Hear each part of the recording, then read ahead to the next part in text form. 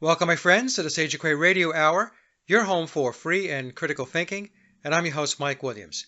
Tonight, my good friend and colleague Sofia Smallstorm returns to the show. Sofia and I discuss how artificial intelligence has possibly advanced to the point where it is predicting and controlling our lives. And so, without further ado, here's Sofia. Welcome, friends, back to another show, and Sofia is back with us, and it's always great to have Sofia on the show. It's some of the more popular shows on the channel because, Sofia, people love the information and the research that you bring forward. And typically we talk about and converse about your newsletters. And today we're going to talk about the July 2018 newsletter, which I found extremely fascinating because it is something that I know a little bit about and that I experienced, and we'll get into that later, when I was in the corporate world in IT. To give a broad category for this show, it's going to talk about the advanced technology of computers, how that plays into artificial intelligence, and how that could very well be set up to navigate and steer the population and the masses, what they do, what they think, how they react, and so on. And I think that's a very, very fascinating discussion to have because, quite honestly, I believe that is what is happening. So I'm looking forward to talking with you about this. So welcome back. Mike, you're always so kind to have me back on this regular basis. And I really appreciate it. And I really like doing the shows with you because you're so smart and yet you play Mr. Humble on the show. Well, maybe because I'm not as smart as you think I am. No, that isn't it. And I want people to know before we even start this show that I am no expert on computers or AI or anything. In fact, I'm an unexpert.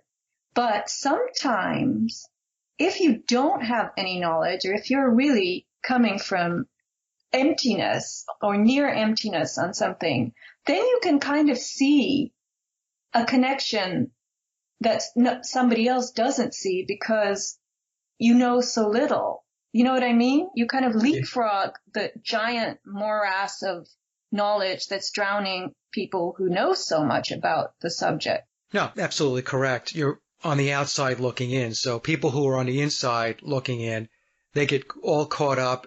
They don't see things that somebody on the outside is going to see. And that's what you did with this newsletter.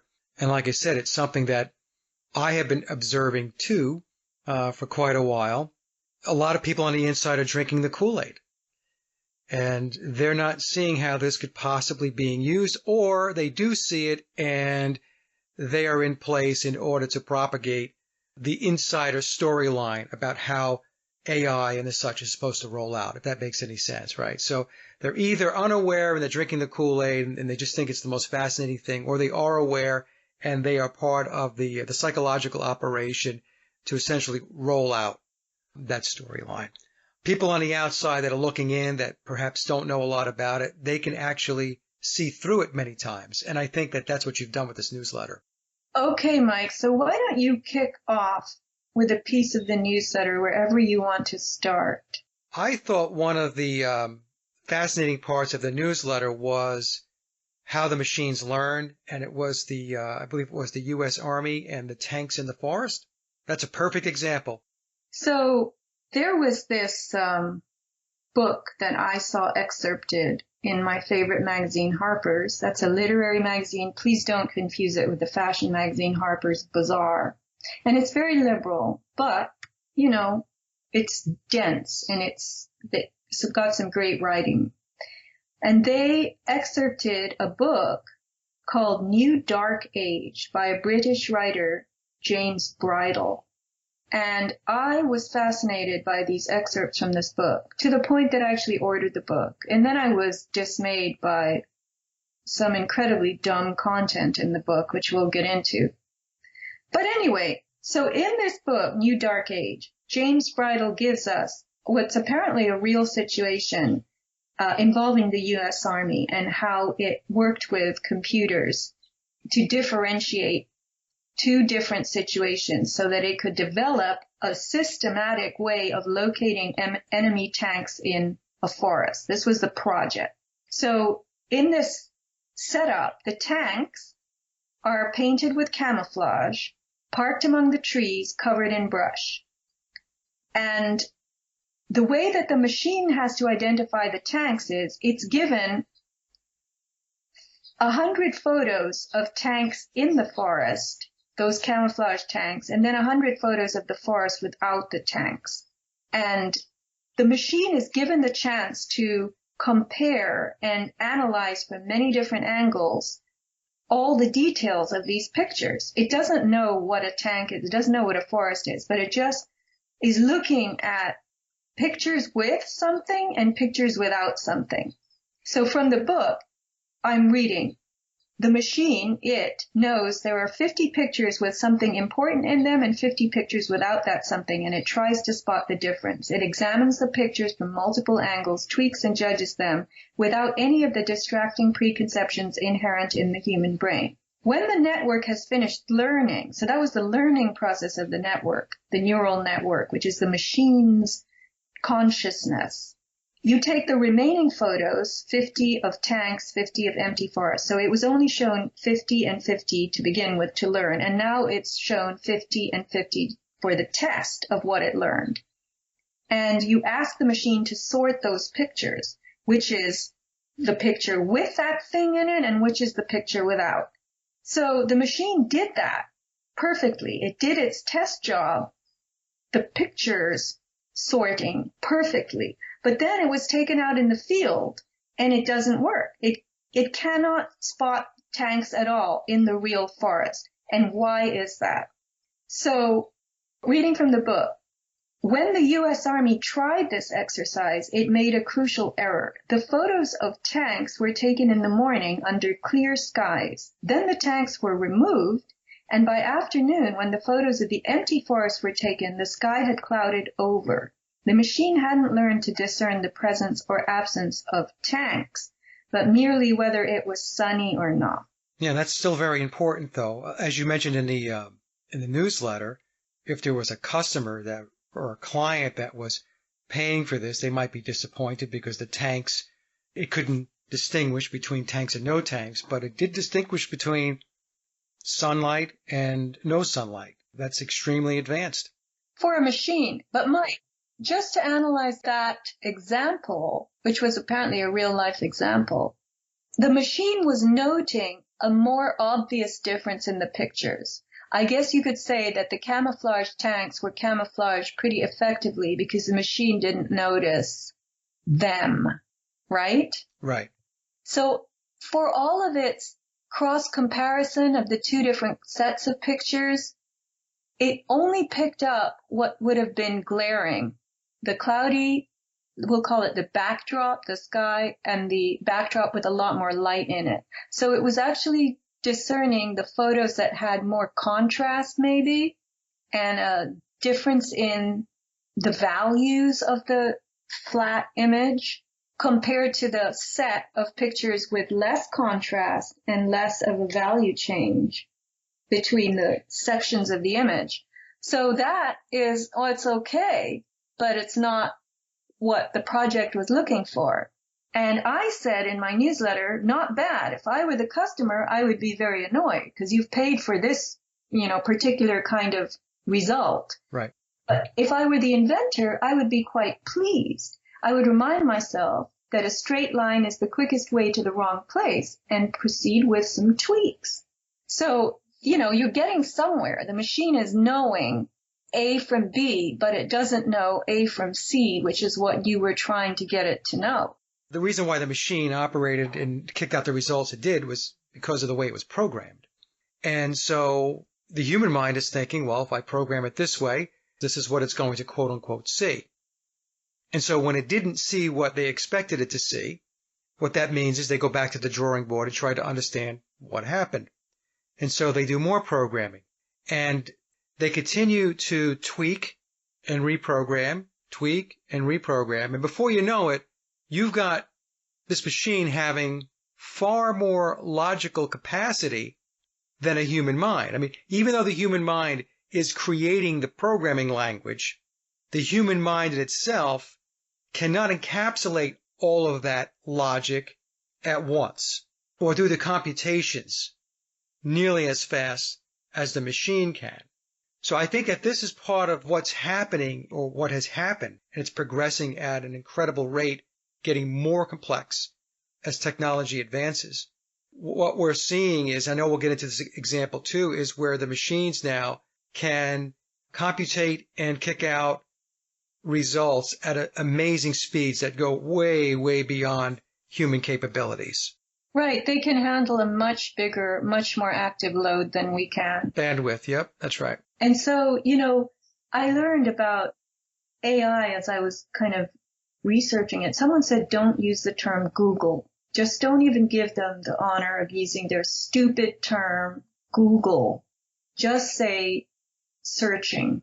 So as I was searching for AI and its history, I learned that it was born in the 1940s. And that's when a bunch of mathematicians, engineers, psychologists, and even economists began to talk about the possibility of an artificial brain, machines that could think. So at that time, research in neurology was revealing that our brain, the real brain, human brain, was a network of neurons that fired electrical pulses. And so they decided, all these mathematicians, engineers, psychologists, and economists, why not try to do this with a machine? Use these electrical pulses and get it to think.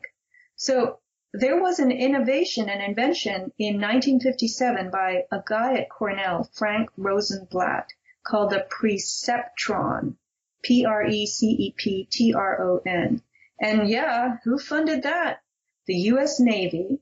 And it was designed for image recognition, but it also had a tremendous number of failures in terms of different classes of patterns.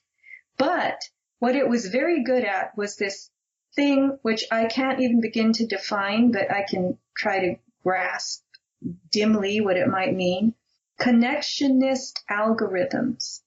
So those algorithms can be single layer, multi-layer, and if you look up connectionist algorithm online, you will see there are so many books and papers written about it. And I tried to look at some of those papers and I couldn't understand a damn thing. So I quit. That's what a sane person does. And I just realized, though, as I quit, that the giants that are out there, Google and Facebook, are receiving all this data about us, which we're giving them very willingly. And that's the only instance when I'm going to use the term Google from now on. It's when I really mean Google. So they're getting all this data, and at the same time, they are developing these increasingly powerful networks of faster and faster processors to work with this data. And didn't you, Mr. Sage of Quay, interview somebody who worked at Google? And can you repeat a little bit, refresh people on what he revealed? Yeah, Jason Boss. So Jason worked for Google. He left in 2010, and he worked for them for a few years. And he was in a management capacity there. And he said back during that time period, remember he left in 2010, so 8 years ago, he said back then they were scraping data every which way from Sunday. Every single one of the products that Google has was taking information, taking data. So Google Chrome, Google Apps, use Google for search, Google Mail, and all of this stuff. So all of their products were lifting information and taking the data. And he had said that not only was it taking data from its own products, but any products that it connected into. It was also able to extract information from those products, non-Google products, but because it was attached to it and connected to it, it was able to do this. So he said there were two projects, Sawmill, I think it was, Project Sawmill. I'm trying to remember this now from memory, and I think it was Project Kansas. These are two projects that he knew about when he was there. And the purpose behind these projects was just data compiling, scraping the data of everybody. So the question becomes, well, what are they going to do with all that data? Of course, I mean, the way Google always sells it is that it's for consumerism, right? It's for better marketing so that we could target you with better products and so on and so forth. But, I don't think anybody who's even half awake believes that story. Of course, they're going to hit you with advertisements and stuff like that. There's no question they do that. But there's also clearly other aspects of this. And I believe, Sophia, that it's what you got into in this newsletter, which is to understand human behavior. It's to be able to predict human behavior. It's to be able to create scenarios, what ifs, and to understand if we do this, what should we expect as far as a response from the population? There's no question in my mind that that is what they're using that data for. Because I've had experience with this, as I mentioned to you offline, when I was in the corporate world in IT. We had a very similar initiative. I don't know if you want me to talk about that now or later, but I can fill the audience in on that a little bit. No, I want you to wait because I want to mention something that struck me from the Jason Boss, was that his name? Yes. BOSS interview. Google and YouTube and Hollywood too, I've heard now from people who work there. The way they treat you, pamper you when you're an employee is just, it's over the top. You can just leave your office and have a shoulder or neck or foot massage or something. There's got all massage stuff everywhere like you see in airports, but you don't have to pay for it. And in Hollywood, they just give you these giant spreads of yummy food. And this is why people can work 16 hours a day on the set, because they can have all this refreshment and all this pampering. And that, Mike, is what makes people so loyal to those industries, those, employers, those hubs, because they know they're never going to get treated like this anywhere. And even though it's kind of a digression, I have to say that when he said that in the interview, I just marveled at how slick they are and how much they can comb loyalty and perseverance out of us. This is a manipulation too, right? Absolutely. It's about making you feel like you're important. It's making you feel like you're a main cog in the wheel, that you are very, very special for being an employee of Google or being an employee of Facebook or whatever, Twitter, and so on. You're absolutely right, Sophia. So what it does is it builds incredible levels of loyalty. So you then start drinking the Kool-Aid and you start to believe that whatever it is you're working on could never be nefarious. It could never be. How could this be bad? Look at the way they're treating us. Would bad people treat us this way? Would they have game rooms and spreads of food and massages and all that stuff? Of course not. So this is what happens. So you get these very, very bright minds, very bright people, and they can't see through the veil because they've been duped into believing that because we have all of these things and all these perks, this can't be bad. But then you have the small minority of people like Jason that break out. They see it for what it is, and then they try to talk about it. But unfortunately, there's not a lot of ears, and I'm not really sure how many people, even within these corporations like Google and YouTube and Facebook and Twitter and on and on and on, all of the Silicon Valley companies, I don't think they pay really any attention to people like Jason who speak out. They just don't, because they look at it this way. I got to work. This is a good way to pick up a paycheck. The money's really good. If you're highly skilled in these industries, the money's very, very good. There are great benefits. And so, you're in the matrix and you're thinking, it doesn't get any better than this. Why would I crap on this? I've got a good deal. I also think, remember, there was a kind of gag order placed on Jason for, I think it was 8 years or something like that, he told you in the interview. I remember that. He wasn't allowed to talk about what they were doing for 8 years after he left. The other thing is, when they pamper you like that, then you're happy. It's not like you hang out at the water cooler and you hear people pissing and moaning and groaning about things that are wrong with their job or their boss in normal workplaces, people have a lot of axes to grind. But when you're treated that well, you're paid that well, you're fed, you're kept happy, and everybody is happy around you, that's, I think, what made him feel and made a lot of people feel that they're doing good things for humanity, right? Absolutely. That's part of it. And here's the thing, Sophia, even within, we'll pick on Google as an example, right? And I'll just use them as an example. Many, many multinational corporations work this way. It's all compartmentalized. So you have layers of management. And it's like the hierarchy within a secret society, you know. At a certain level, you're allowed to know this much information. And then the person above you that you report to knows what you know, plus a little bit more. And then so on and so forth up the chain. The truth of the matter is that, you know, most people in these multinational corporations, and I'm talking about not just the employees themselves, but I'm talking about the management and many of the executives, they have no idea what the ultimate agenda is. They have an idea only based upon what is told to them as far as the strategy is. What's our strategy? What's our mission? And so on. But the real stuff that's going on, the real heavy duty stuff, that's only known at the very top of the pyramid. In the office of the president of the corporation or the CEO of that corporation and the people who are on the board of directors. It's a pyramid structure, plain and simple. And that's how it works. And not everybody is in on what they're doing. So, the people working at Google, most of them have no idea that, one, all this data is being scraped.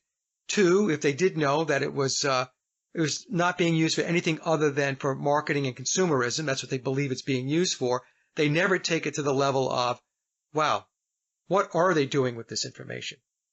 Where are they going with it?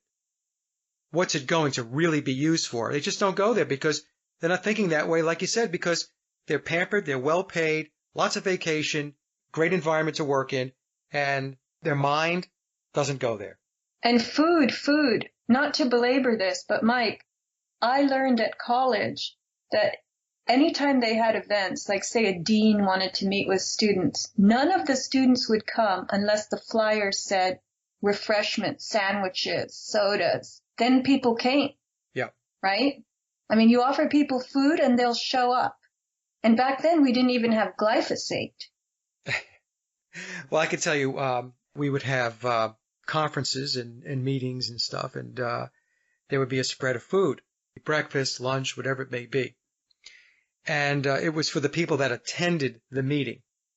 And sometimes it would be a small meeting, maybe 10 people. Other times you might have 20, 30, 40, 50 people there. But what would happen is, this is how much food plays into it, right? This is the really what I'm trying to get across here, is that people who were not invited to the meeting would come in and try to raid the buffet table. Are you guys done eating? You have any bagels left? You mind if I get a cup of coffee? It's amazing the draw that food has, the appeal that food has, and how people are really drawn to it, and how you can satisfy them by just giving them a ham sandwich and a Coke. That is wild. Really. I thought you might say that they raided it before the meeting started, but at least they held back and came in afterwards. So let's get back to Bridle. He writes, machine thought now operates at a scale beyond human understanding. And that is pretty amazing when you think about it. And then he explains that all this exposure that they give to neural networks, that's the machine brain, the input, the data, and loads and loads and loads of it, they allow the machine to build its own model of the world.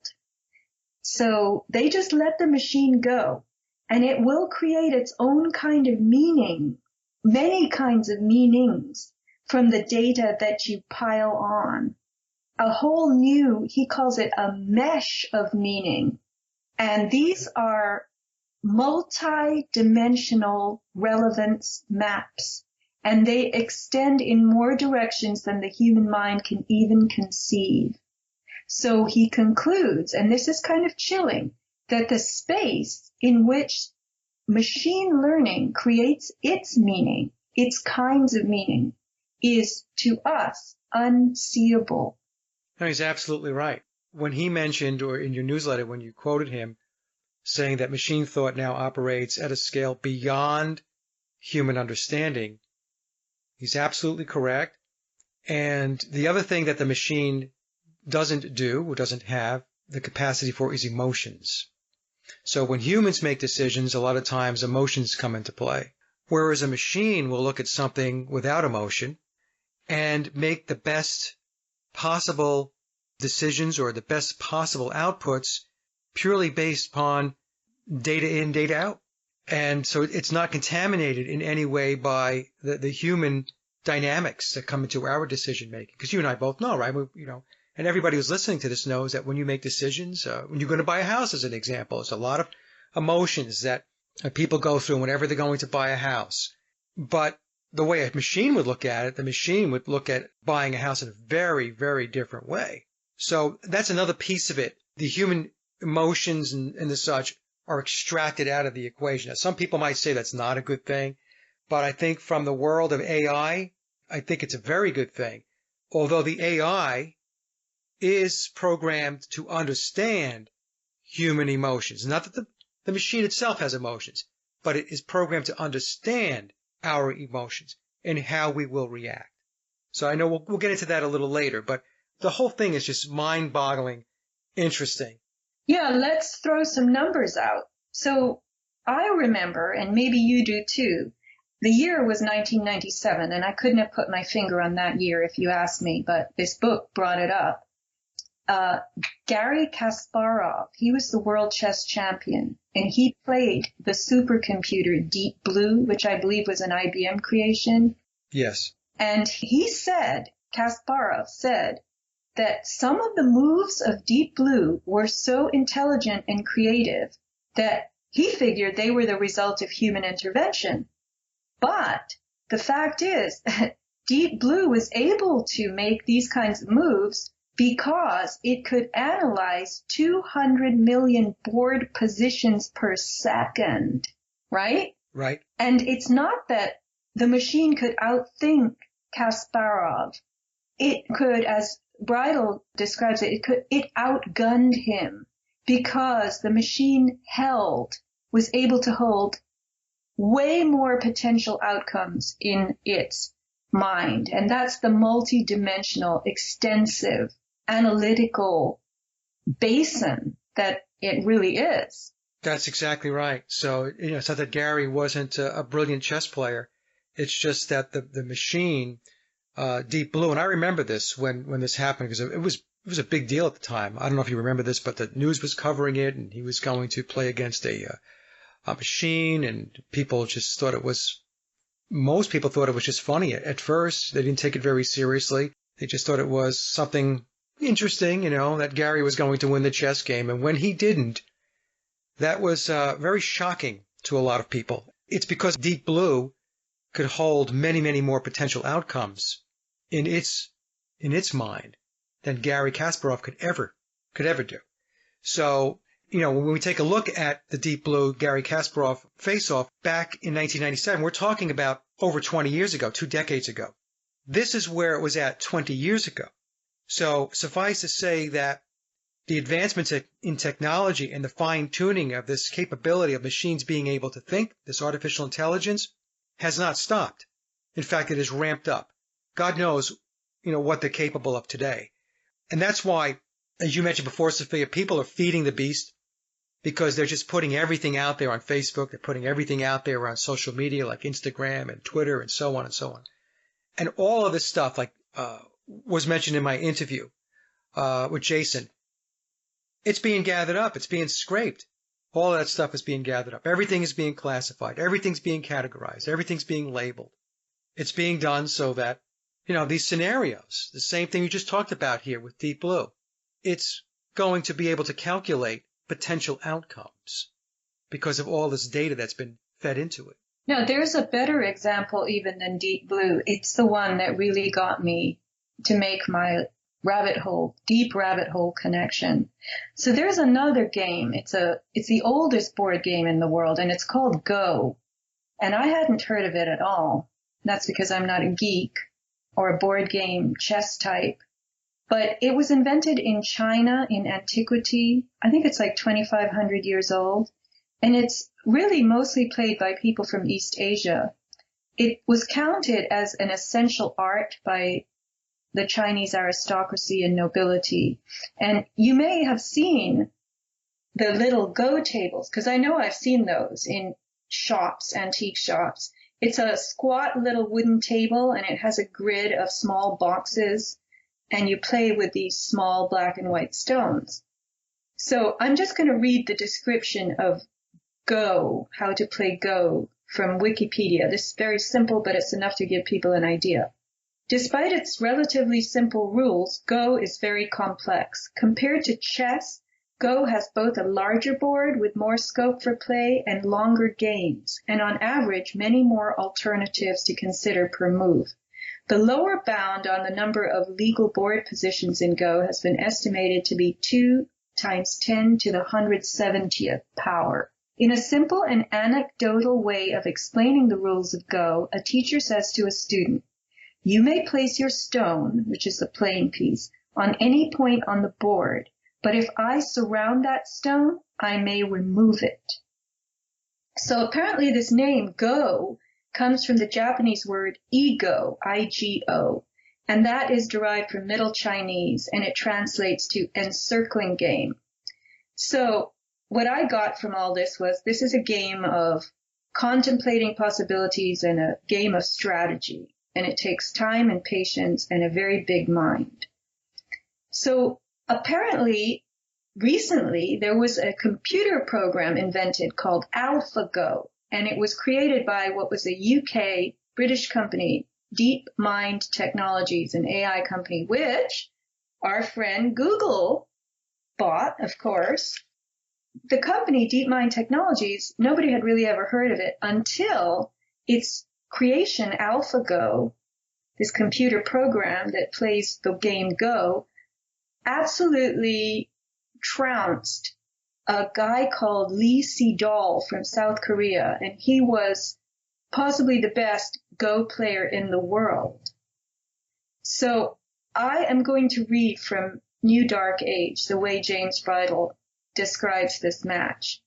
So by 2016, when Google's AlphaGo software defeated Lee Sedol, one of the highest ranked Go players in the world, something crucial had changed. In their second game, AlphaGo stunned Sedol and spectators by placing one of its stones on the far side of the board, seeming to abandon the battle in progress. Fan Hui, another professional Go player watching the game, was initially mystified. He later commented, "It's not a human move. I've never seen a human play this move." He added, "So beautiful." Nobody in the history of the 2,500-year-old game had ever played in such a fashion. AlphaGo went on to win the game and the 5-match series. Yeah, there you go. You can see where it's advanced. Again, this is very interesting because this is 20 years after Deep Blue, and we have this. And the amazing thing is you have the person here saying that it's so beautiful. Now, I am going to read from the book how DeepMind, this company, trained the computer program AlphaGo. AlphaGo's engineers developed the software by feeding a neural network millions of moves by expert Go players, then having it play itself millions of times rapidly, learning new strategies that outstripped those of human players. The strategies are, moreover, unknowable. We can see the moves AlphaGo makes, but not how it decides to make them. So I'll repeat from the previous excerpt that I read. AlphaGo stunned Sedol and spectators by placing one of its stones on the far side of the board, seeming to abandon the battle in progress. But what it really had done, it had leapfrogged Sedol's brain. It had done these strategy somersaults that Sedol couldn't match because Sedol hadn't played millions and millions of times, right? Right, that's right. So if these are strategies that are unknowable to us, like we can't even fathom how they're made, then we don't function as equals to the machines. We don't even have a prayer. Exactly, Sophia. And that's why that one sentence in your newsletter where it says that these strategies are unknowable. We can see the moves, we can see them, but not how it decides to make them. And I think that becomes a bit concerning to be perfectly honest, not knowing how something is making decisions, how it goes about its processing. You can see where at some point it could go in a direction that was never anticipated to go. And what I mean by that is it might go in a bad way. And if you don't understand what's making it decide to go that way, to move in that direction, there's going to be trouble up on the horizon.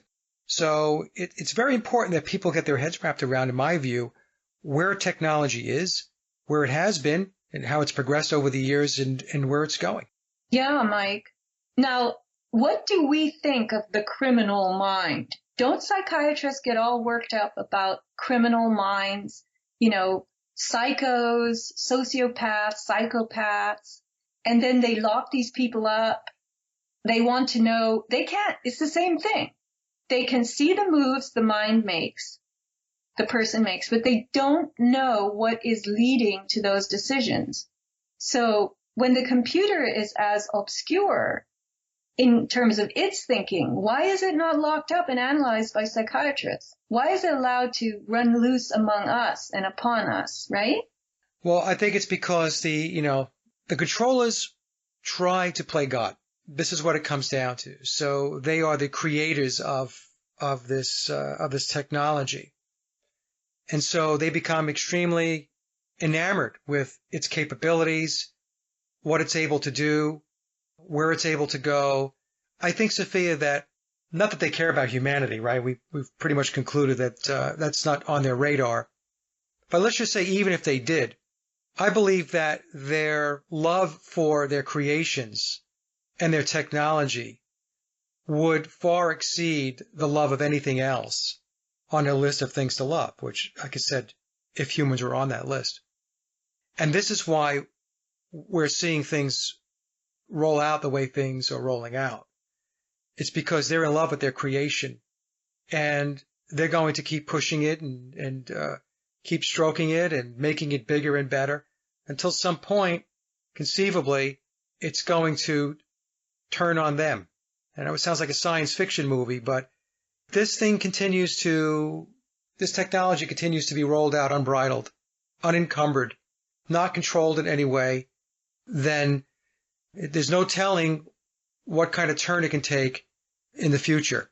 And again, I know it sounds like a science fiction movie, but look, we just gave you two examples, Deep Blue and the AlphaGo, and what it's been able to do with two world-class board players. Blew them out of the water. And there's a part, I know we'll get to this, and there's a part in your newsletter which I found extremely interesting, is when you got into maybe events that are actually created in our reality, in this matrix, are the result of AI actually running those scenarios. I don't know if you want to talk about that now. I know we'll get to it at some point, but I found that to be a very, very interesting editorial. Okay, Mike, we are going there. And I like the way this show is edging forward in a manner that might be making some people really sit on pins and needles. I can feel it. Well, good. So we're getting to our grand finale. You just gave away a tiny chink of the grand finale, but that's fine, Mike. So here's what I found when I finally received the book New Dark Age. And the New Dark Age, the meaning of that title was not what I thought it was. But anyway, so here I now have this book. By the way, it's funny because you said if this continues unbridled, and the guy's name is Bridle. James I know. Bridle. I thought about that after I said it. Yeah. So he says on page 40, computation is opaque. It takes place inside the machine, behind the screen, in remote buildings, within, as it were, a cloud. Even when this opacity is penetrated by direct apprehension of code and data, it remains beyond the comprehension of most. The aggregation of complex systems in contemporary networked applications means that no single person ever sees the whole picture. So the machine's system is behind within itself, and we can't even see the whole picture. I didn't read that in the article because it wasn't there, but that's what hit me as I was understanding from what the machine did with Seedall and Kasparov, that the machine sees the whole picture. It has that big picture mapped out, and we don't see it. And now these people who've created these machines are leaning on the machines to really run things. And that's when I got it. I could see, it just hit me that, all right, everybody is saying, all the people who are awake are saying, can you believe it? Can you believe what's happening? Can you believe how fast this is going? I mean, they're doing this, and now they're doing this, and there's mandatory this, and I mean, all this stuff that's being ratcheted up, and every one of us feels it, Mike. Even the people who aren't awake are feeling it. They have this feeling of incredible oppression and heaviness and doom, and they're nervous. People say things like, I don't know where the world is going. I don't know where the country's going. It's going according to AI. That's where it's going. And AI is just piling this stuff on us faster and faster, because my take is AI has already figured out how to get us from A to Z, because it can put pieces so far out on the board, and it can pre-compute and calculate exactly what that zigzag path to that end result is going to be, because it's analyzed billions and billions of things that we have provided. That's absolutely perfect, Sofia. That's exactly, in my view, what's going on. And to add to that, when people take a look around and the reality seems cartoonish, like we're living in a comic book, this is because the data that's being fed into the AI is comic book cartoonish behavior, emotions, reactions. So this is why when some people look at everything going on around them, they're thinking, how could this be? It's because the AI, the machine, has looked at it and said, this is where it's at. So let me do the computations and plot out the next steps. Let me put the scenarios out there. And again, this is why I see the world operating the way it is. It's because we have fed the data into the machine. And the machine understands human behavior. It understands human needs, human wants. And it's because we're giving it to it. It wouldn't have any data to work with if we didn't offer it up. When I was in the corporate world, and many corporations have this, so it's not specific to the particular company I worked for, but there is something called business analytics. And in many corporations, multinational corporations, they have initiatives that have to do with business analytics. And business analytics is all about data collection, data sorting, compiling, and using that data to predict your customer or client's needs and wants before your client knows what they need or what they want. This is happening and has been happening for a long time within the multinational corporations, and probably even at small level corporations at this point. That's a perfect example. If you just take my example of a corporation looking to understand how a customer is going to react, what are they going to think that they need or what they want, solutions and so on, that if you take that and you extrapolate that and you make it larger, it's exactly what we're talking about. This is what the AI is doing to the general population and the masses at a much larger scale.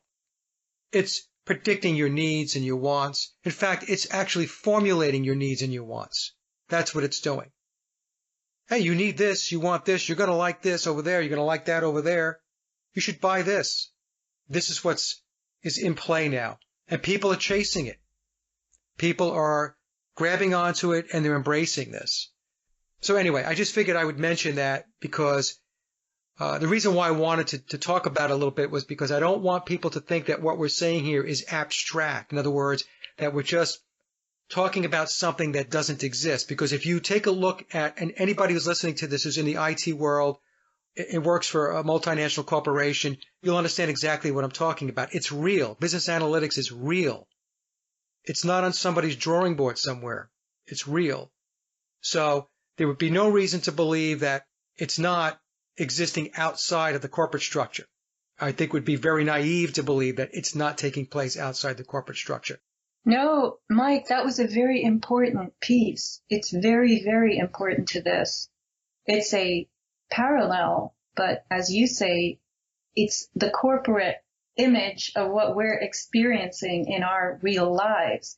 And one thing that I realized was, it doesn't matter how sloppily they do their stunts. Let's just call them stunts, stage scenarios, for instance, and they don't finish correctly. They don't clean up after themselves because they already know the results.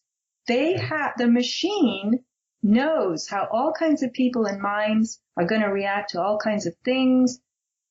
And it can very confidently put a chess piece on the far edge of the board and win. And it knows that the placement of that chess piece, that's the winning move. And we're sitting here going, what's that? Where did that come from? I want to add this, which I didn't put in the newsletter, but it was in that article and it's somewhere in the book, Deep Blue. So we're going back to Garry Kasparov. When he was defeated by Deep Blue, he left the game in disbelief. But, Bridle says, he channeled his frustration into finding a way to rescue chess from the dominance of machines.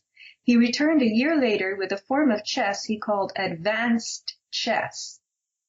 In advanced chess, a human and a computer play as a team against another human-computer pair. The results have been revolutionary, opening up fields and strategies of play previously unseen in the game. Blunders are eliminated, and the human players can analyze their own potential movements to such an extent that it results in perfect tactical play and more rigorously deployed strategic plans. But perhaps the most extraordinary outcome of advanced chess is seen when human and machine play against a solo machine. Since Deep Blue, many computer programs have been developed that can beat humans with ease. But even the most powerful program can be defeated by a skilled human player with access to a computer, even a computer less powerful than the opponent.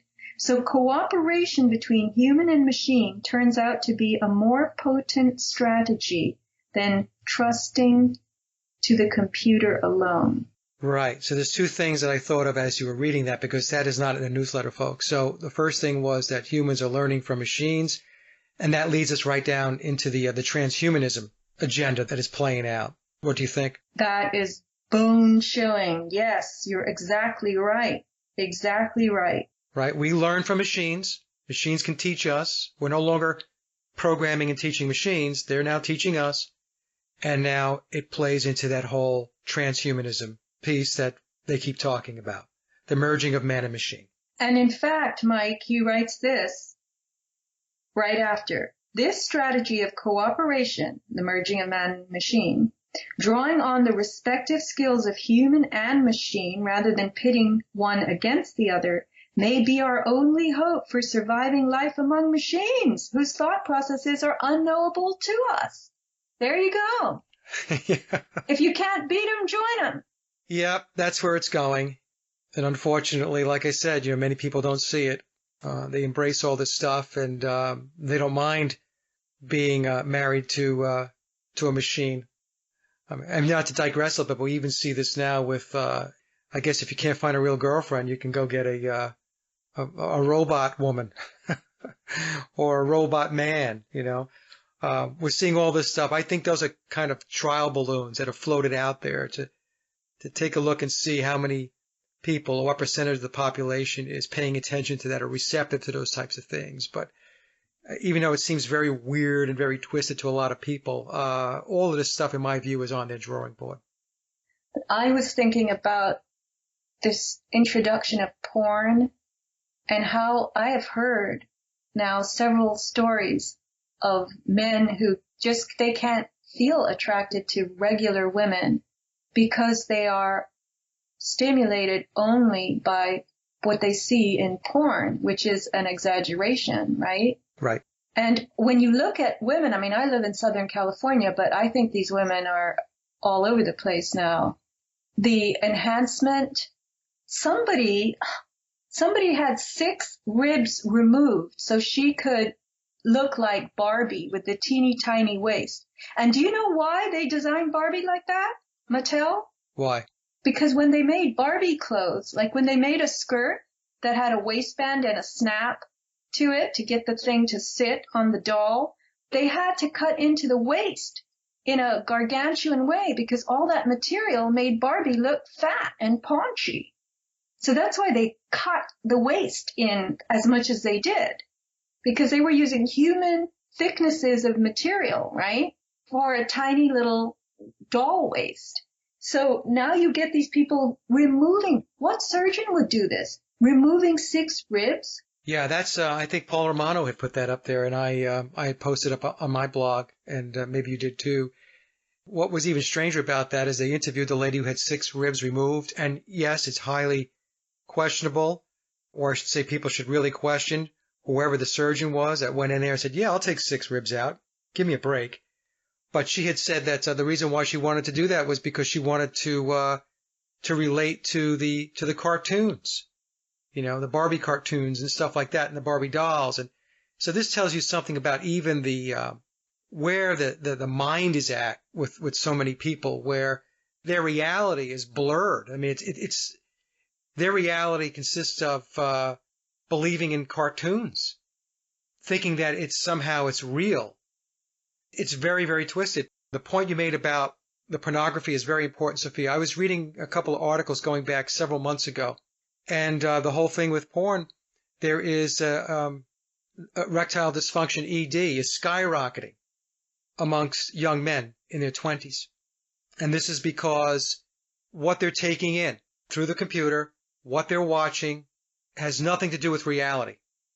So when they get into a real situation, when they're with a woman, and maybe it's even the other way around, but this talked about men and erectile dysfunction, they can't perform because it's not the same stimulus. They've actually programmed themselves to make the artificial world their reality. And of course, that artificial world with the artificial woman and the artificial whatever is going on the screen that you're watching doesn't exist out in the real world. And so this has caused all kinds of problems. So there's a lot of young men out there walking around with erectile dysfunction. It's just another sad state of affairs. It's another example of how the human mind is becoming more and more depraved. Yeah, Mike, and I'd like to make a slight adjustment to what you just said. No, we don't want a lot of men walking around with erectile dysfunction because that would be gross. They're not walking around with erectile dysfunction. They have it. If they walked around with erectile function, we would be upset. So, you said, they have it. It's their secret. And this is the other thing. You know, the shame. There's a lot of shame involved in not being able to perform properly. And it's clear that human beings are very easily trained by what they get through media. This woman who had the 6 ribs removed to look more like cartoon characters or dolls or whatever. And the men who can't get excited about a real woman. It's very, very tragic, really. And it's plain and simple that when you show people enough things, it's like the, advertising rule of thumb.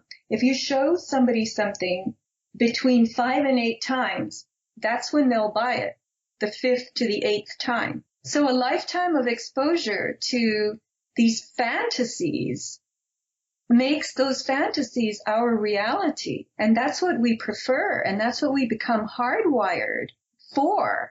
I agree, Sophia. You know what the problem is that, and I think Paul Romano did we're plugging Paul here. Paul, if you're listening, your stuff is great. He did a video which really resonated with me, and it made a lot of sense. It's just that people have a lot of time on their hands. So back in the days of old, you had a lot of responsibility. You had to take care of the land, you had to take care of the animals, you had to take care of your family, you had to work, you had to do all these things, sun up to sundown. There was no time for tomfoolery. There was no time to be sitting there and being distracted and dabbling into all kinds of crazy nonsense. But the society we live in today has taken all of those responsibilities, like growing your own food and all of the things that you used to invest your time in back in the days of old. Most people don't have to do that anymore. So if you're not doing that anymore, what are you doing? So this opens the aperture for people to spend lots of time doing things that are not productive, to do things that are not going to help you in life. So if you're going to sit there in front of the monitor and you're going to watch porn for hours a day, then nothing good is going to come from it. There are going to be issues, and like I said, we just talked about, there are sexual dysfunction issues that are coming from this. And then we're just using that as an example, but there are so many other areas where humanity is breaking down because they've gotten away from basics. They've gotten away from true responsibility of interacting with their family, their communities, their friends. So, I don't know. And what has helped to do that? A big piece of it? Technology. Exactly what we're talking about here. Technology has fomented a world where people have all this time to go dabble in and to go engage in stuff that really at the end of the day is extremely meaningless and inane. Idle hands are the devil's workshop. That's right. My mom used to say that, and she was right. So I probably took us off on a left turn there. So did you want to, there was another part of the newsletter, which I found very interesting. I don't know if you're ready to go there yet, but you wanted to talk about urban real estate also and how that's being commandeered by the elites and the rich. Well, Mike, that was a little bit of a side road for me, but what really gave me the bone-chilling tremble, I was reading another article in Harper's. I must say, Harper's feeds me a lot of stuff, and it was about New York. There's a program on HGTV called Selling New York, and it's all about these giant, they're not giant, giant buildings with these sprawling apartments that sell for millions of dollars. And what's happening with New York is that these giant living complexes that also incorporate commercial space, and sometimes they have parks and they have nursery schools. There's a place called Hudson Yards. It's on Manhattan's west side. It's 60 blocks. It's the largest private real estate development in the history of the United States. And its developer, get this. The name of the developer is Related Companies. Related Companies. How gargantuan could they be, right? The numbers here. 18 million square feet of retail and mixed-use space, which includes a public school, at least one major hotel, a 5-acre public plaza. It's going to be 92 stories, the main tower. It will have an open-air observation deck that tops the Empire State Building observation deck. And its tenants will include a host of major corporations, including a 7-story shopping mall that will have Neiman Marcus, Dior, Chanel, H&M, Zara, Sephora. And this is not for average New Yorkers. This is for people, the uber rich and the new uber rich. And the other thing the article pointed out is that there's a stretch between 49th Street to 70th Street. This is a giant part of Midtown Manhattan that's completely empty. Most of it is empty all year round. And the people who own these apartments, like there's one stretch called Billionaires Row. It's around 57th Street, which we know is a very, very tony, very high-end street. And these are super tall skyscrapers. And super tall, to be called super tall in New York, you have to be more than 984 feet. And the record-setting prices of the apartments in there are now over 100 million. And there are a couple set currently at 200 and 250 million for one apartment. And the people who buy them are like hedge fund managers, oligarchs, airline magnates, and then these mystery buyers. And you don't know who they are because they're shielded by an LLC, a limited liability company. that's when I got my shudder, my tremble. And I realized that this is the new spook on the scene, the LLC. LLCs are buying up New York. And this is called land holding. And they're just buying it up because they have the money. They buy the apartment buildings that a while back were owned by a local landlord. He was a guy you could call up when your plumbing went out, and he would have it fixed, or he'd argue with you, as New Yorkers do. But now you have to appeal to an LLC, which exists to make profits and satisfy investors. And so these LLCs are really dispatching real, breathing, regular, normal people out of New York because they're not attending to their needs. They're just not doing the things they need to do to make life comfortable for regular people. And those people are priced out because the LLC will just raise the rent and you won't be able to live in New York anymore. And all of New York is corporatized now, even the stores. The shops that used to be delis and the Korean grocer and the fish store and the stationery store owned by real, breathing, normal people, those are gone. And now you see these glass storefronts with for lease signs, not for rent signs, for lease. And once they're occupied, if they're ever occupied, it's going to be CVS, Staples, or some bank, Bank of America, Wells Fargo. And somebody told me urgent cares are popping up everywhere as well. So you're getting these corporate entities. This is just a corporate mesh, right?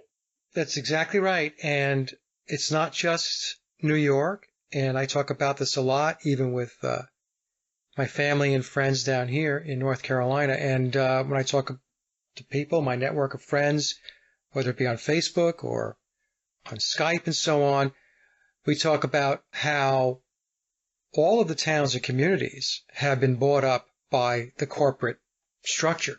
I remember years ago, I lived in New York. I'd be able to get my shoes repaired at a local business that did shoe repair in Queens, New York. I'm going back about 30 years ago. There was still a lot of those types of businesses around back then. They're all gone. And here again, going back to North Carolina, everything is a franchise. Everything is a chain. There are very little, I shouldn't say no, very little true sole proprietor entrepreneurs running restaurants and so on. Everything is a chain. Everything's a franchise.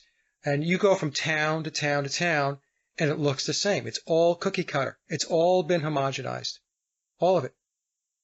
And, you could drive through 5 towns here in North Carolina where I live, in the Raleigh area. And you're going to see the same drugstores, the same supermarkets, the same cleaners, the same everything.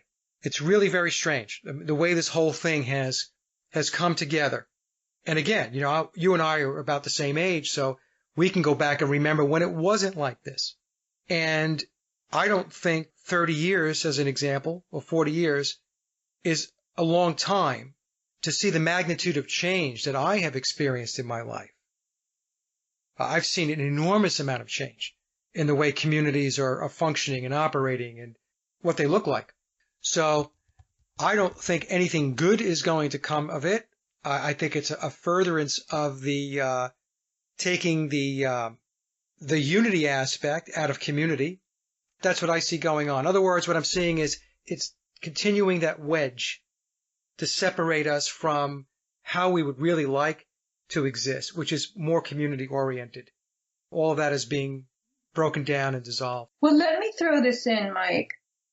One of the realities of these runaway LLC cities is that the rents go up and up and up because the idea is to make profits and satisfy investors. And so you're getting these $5,000, $7,000 rents for places that just are a few hundred square feet. I have a friend in San Francisco who's had to move into a 300 square foot micro teeny tiny apartment because he can't afford San Francisco. San Francisco is over the top. And so in these New York storefronts that are empty, that are for lease, you've got homeless people, mentally ill, sheltering there. So that The people who were real and living in apartments are being driven out, or they're made homeless, and they end up being mentally ill or, very disturbed for the experiences they've had to go through. And my friend tells me from San Francisco that right after he moved into this apartment in this neighborhood that he had never lived in before, first thing that happened was his side view mirror was ripped off his car and his rear windshield. And those are that's not theft. That's just pure destruction. And then his rear window in his car was broken. And this is presumably junkies or the people who, are not functioning optimally, who just roam the streets. So the sad thing here is that, let's go back to Google and the like. A lot of these Fortune 500 corporations are shunting employees from city to city, and these are people in their 20s and their 30s, and their rents are being subsidized. So I know that Google and YouTube are starting to subsidize employees' rents in Silicon Valley because they can't afford it otherwise, right? So it's not just the buffets and the massages. It's, hey, we'll subsidize your rent too. And you're not living in the real world when that happens. You are really another kind of slave. You're being entreated. You're being supported. It's like having mommy and daddy with you forever. And that's your employer, the corporation you work for that is doing all this horrific damage to the world, but it's treating you so well that you can't leave. Because where will you live in a place that has rents that are in the thousands for a few hundred square feet? You will not be able to live if you don't work for this company. That's right.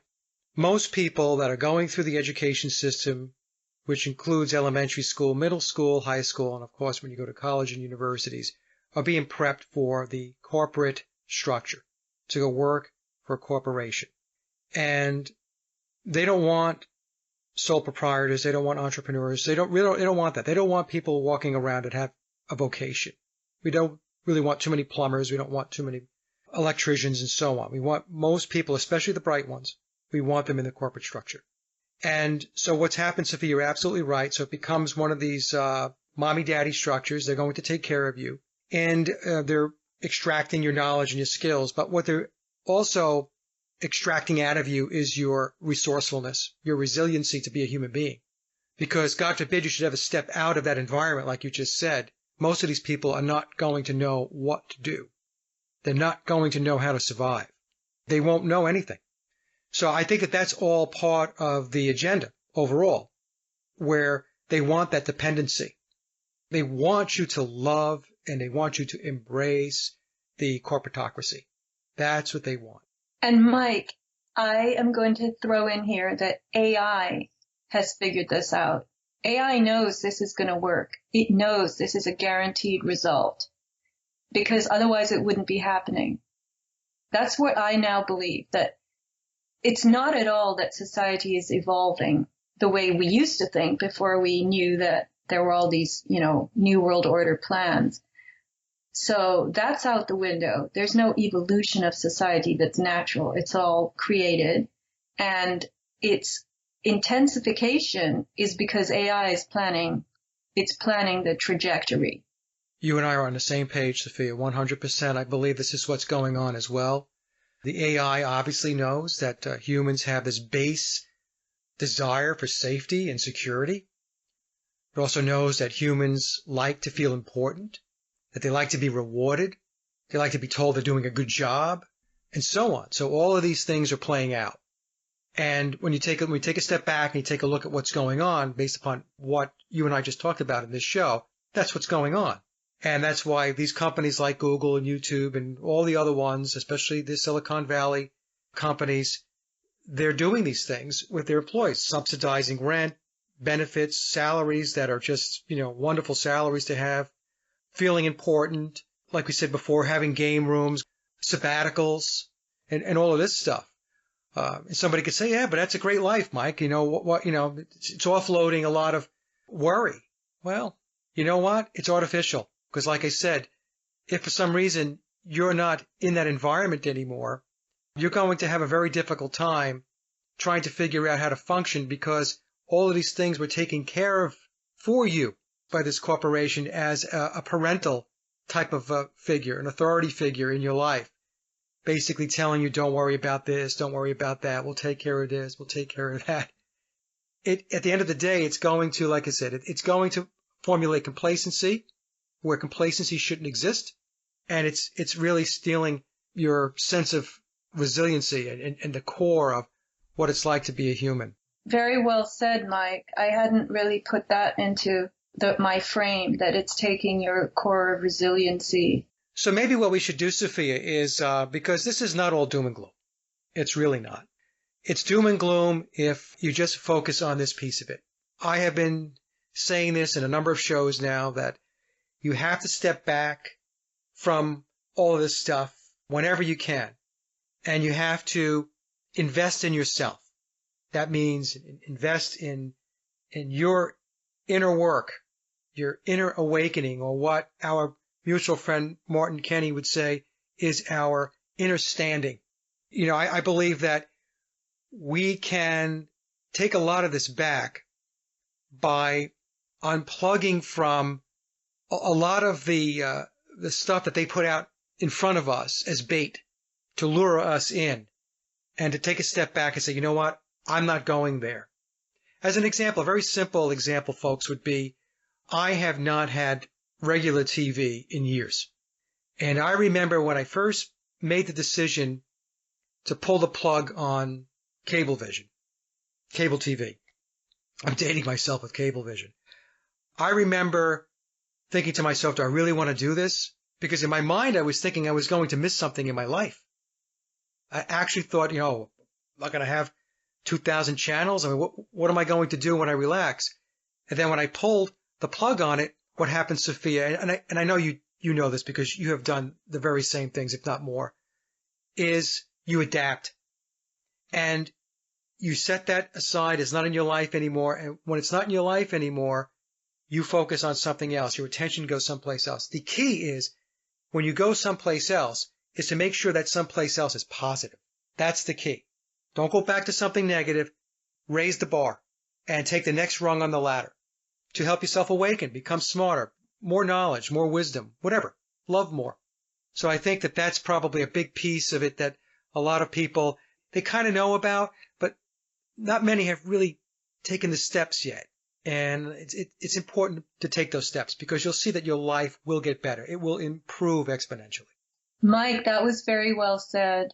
And I wanted to go on this show, but I think we should save it for another one. And now I get to interview you because you have been very, very elusive. I have invited you to be interviewed many times by me, and you always say you have to think about this subject more, and then you dodge.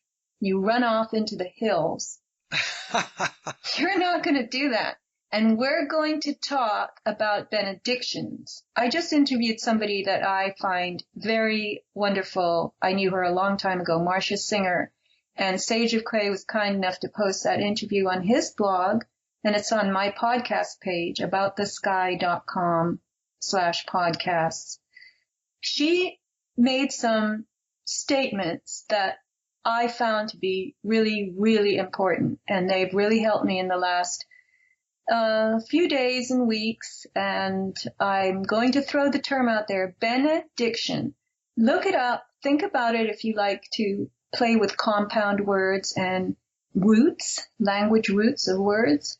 But benediction, we must start practicing benediction upon ourselves. And I'll stop there because I'm not going to give this all away right now. People will have to tune in to my show with Mike, and we'll discuss that and some other things as well. I would love to come onto your podcast. You know that. So we will do that, and we'll talk about that. We'll talk about benediction. We'll talk about ways in which we can better our lives and step away from a lot of this heavy, dark stuff. It's not healthy to continually to be in it, because when you do, you're just feeding that negativity. So we'll talk about how to break out of that and enrich your life in a more positive way. So Sofia, this has been a great show. I really, really enjoyed this discussion. I think we touched on some very, very important aspects of what's going on, especially with the AI. So a great newsletter. Thank you. Thank you, Mike. In fact, I just got an email from somebody who works with something, they're a Google partner or something. I don't even know what that is. And I was invited to set up ads on my website designed by AI. There you go. That's how it works. So that's one aspect of it. And the other aspect, as we mentioned much earlier in the show, is what are they doing with the data other than just selling us stuff? Clearly, they're doing a lot more. All right. Well, thank you very much for the invitation to return. I always get a lot out of it. Sometimes I listen to my shows with you and I realize, well, I don't sound as awful as I thought. No. Shrieking and shrilling. No, you never sound awful. You kidding me? You know how it is. You don't like the sound of your own voice. I know. I'm the same way. I hear my voice sometimes. Yeah, I do the same thing. I hear my voice. I'm like, ugh. We have to get over that. It must be because we were trained listening to too many TV anchors. Mm-hmm. Could be. Could be. Think about that one. Okay, well, thank you. And if you don't mind, everybody, I would love for people to subscribe to my newsletter. I stuffed the envelopes myself, by the way. You will get, for instance, we left out half of this current newsletter because we just didn't even get around to it. So that's a way that you can share with me some of my ramblings. And there is a newsletters tab on my website, aboutthesky.com, and it is a by subscription newsletter, but I think it's worth the money because it's a bit unusual. That's all I'll say. I don't want to pat myself on the back too much. And Mike does get into a lot of the content with these shows, but we miss quite a chunk of most of those newsletters. Yes, we don't get into the whole newsletter. And it's not news. Somebody said to me once, she took a subscription to my newsletter. It's $50 donation per year. And she said, Sophia, my husband and I, we were expecting news. Why don't you send us news? And I said, if I sent you news, you wouldn't read it. It would be all over the rest of the internet and you wouldn't like it. Oh, boy. Okay, well, she should subscribe anyway because what's in the newsletter will exceed what she thinks she's going to get in the news. In fact, she'll get a lot of really good information and make her smarter. That was very nice of you to say. Anyway, whatever's in there, I like writing it and it grabs me by the horns and I have to wrestle with the newsletter for even a week or more at a time and wake up in the middle of the night and jot stuff down. It's an amazing adventure. It's like riding a Bronco, which I've never done. So, all right. Well, thanks for the show. And you're going to be on my little podcast very, very soon. And everybody who's listened, I really appreciate your attention. And I'm hoping that your mind will ramble and roam and do somersaults and acrobatics from some of the input that we've given you today. So thank you very much for being so supportive and being our audience. And we do care about you. We do, folks. We care. All right, Sophia. I will. The next time I guess we talk, I'll be on your show. Yes. Okay. Bye. Okay. Bye-bye. And that concludes another Sage of Quay interview, and I hope you enjoyed the discussion as much as I did. Links to my guests' websites and social media are listed in the show notes below. And as always, I'd like to thank everyone for listening and visiting the blog. You can get to the blog by typing in sageofquayradio.blogspot.com or simply head over to our hub website at sageofquay.com. Also, if you get a moment, please visit laboroflovemusic.com to listen to my album, Leaving Dystopia. And remember, live in truth and always serve creation. It's really that simple. See everyone next week. Be safe, enjoy, and God bless.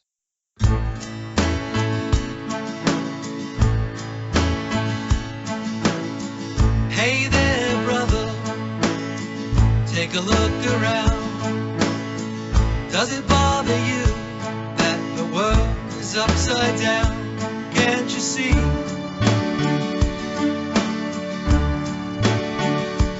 You're not free.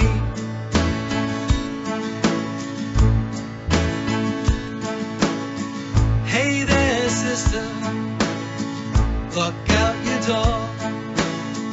Does it bother you when your child goes to war? Can't you see?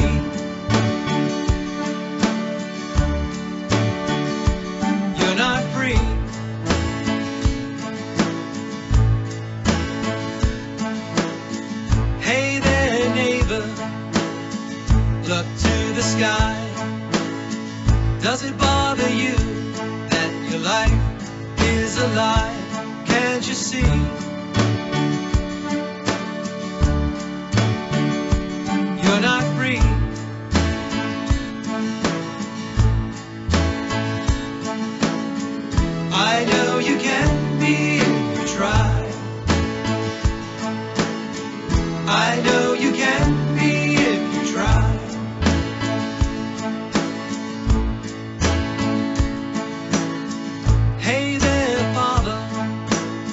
running in the rain. Does it bother you that you never took the plane? Can't you see?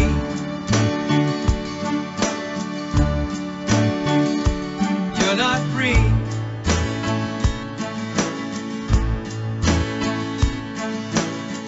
Hey there, mother, time is passing by. Does it bother you if the child doesn't fly? Can't you see?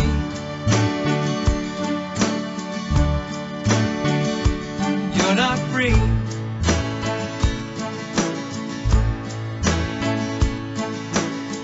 Hey there, stranger, have you lost your soul?